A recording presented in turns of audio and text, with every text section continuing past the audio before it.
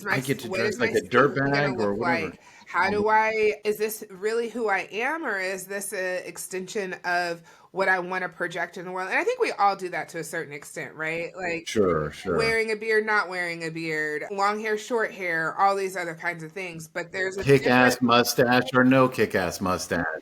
which is a I very got nice you. mustache, by the way.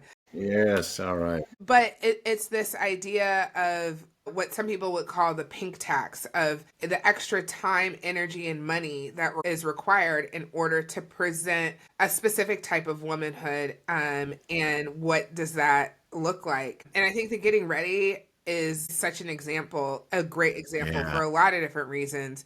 One, I mean, I went to an all girls Catholic school Yeah. so one of the things that we had to wear uniforms, right? And I'm sure if Yes, you we went to did. Yeah. Catholic school, you did also. And so the benefit of a uniform is there's a sameness. But for Yes. girls, the benefit of a uniform is the lack of comparison to other girls.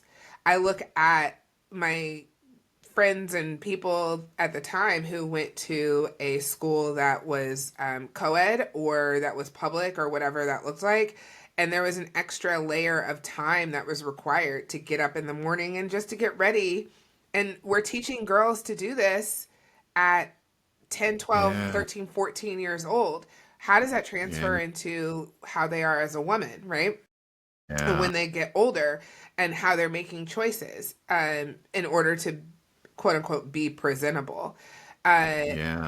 There's just a lot of layers of it. And I think one thing that I've noticed, at least in like partner relationships and closer relationships that I've had, sometimes people are like, well, it just takes you such a long time to get ready, rather than what about where we're going or the world that is outside of these four walls makes it so that in Yeah. order for me to just present and to be in the world, I have to put on all these layers of.